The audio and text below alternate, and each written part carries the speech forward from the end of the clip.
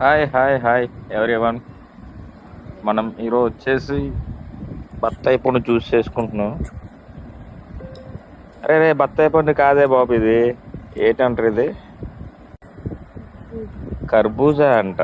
అయితే కర్బూజా జ్యూస్ చేసుకుందాం ఈరోజు మనందరం కూడా. మొత్తం చూసేయండి. ఈడవాడు ఇదేంటి కళ్ళద్దాలు పెట్టుకుంటున్నారా? నైట్ టైం కదా, కొంచెం బాగుంటుందా పెట్టాం. సరే మీరు కూడా చూడండి ఒకసారి సరదాగా. కత్తితో ఇదేంటి ఏం చేస్తుంది అనుకుంటారా ఏంటి? ఏం కాదండి, మధ్యలో చిన్న బొక్క ఎట్టాలి. ఆ లోపల గింజలు ఉంటాయి కదా, ఆ గింజలన్నీ కసా కసా కసా తిప్పేసి ఆ గిన్నెలో వేసేయడమే.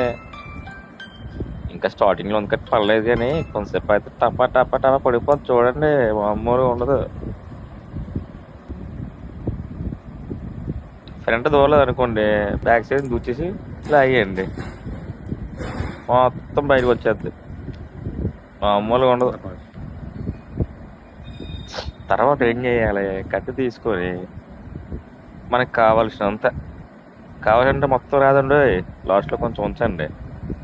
ఎందుకంటే మనం జ్యూస్ చేసిన మళ్ళీ దీంట్లో వేసుకున్నప్పుడు దాన్ని అలా రౌండ్ కట్ చేసుకుని తిన్నప్పుడు చాలా బాగుంటుందంట. సో ఇప్పుడు ఏం చేసాం, బాగా పాలు మరిగించాం, ఇందులో ఉన్న గుజ్జు మొత్తం బయట తీసేసాం. సో మిగతా ఏంటంటే కొన్ని డ్రై ఫ్రూట్స్ కూడా యాడ్ చేసుకుంటే బాగుంటుందని చెప్పి ఎక్కడి నుంచి శ్రీకాకుళం తెప్పించాం డ్రై ఫ్రూట్స్. అక్కడెక్కడ కాదు, బాగా మరిపోయిన కాల్ చూసారు కదా, డైరెక్ట్గా వేస్తే బాగోదని ఈ కొండ ఉంది కదా, కర్బూజా కొండ, దాంట్లో నుంచి వేసాం. ఆ మాత్రం హైపోతే జనాలు చూడలేదు కదా, అందుకోసం. ఇప్పుడు కొంచెం పందారేసి కస కస కస తిప్పివే. తర్వాత దానిపైన స్లైసెస్ ఉండాలి కదా, కొంచెం బాగుండాలని, తింటున్నప్పుడు కూడా అనిపించాలి కదా. కొంచెం కర్బూజా ముక్కలు, డ్రై ఫ్రూట్స్ పోసేసి ఆల్రెడీ మిక్సీ గ్రైండ్ చేసాం కదా, అది ఇందులో పోసుకొని ఆ పైన కొంచెం కొంచెంగా మొత్తం వేసేయాలి. అర్థమైందా?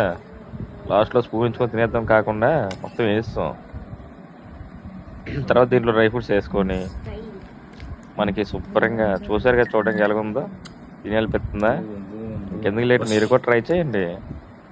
లాస్ట్ ఫైనల్గా మొత్తం డ్రై ఫ్రూట్స్ వేసాక బాగా కలిపేసి స్పూన్తో పైన ఆ డెప్ప వేయండి. మళ్ళీ పైన మరి చూసారు కదా, మన పైన బుర్ర పైన ఉంది డెప్ప, అలాగే ఉంటుంది సేమ్ ఇది.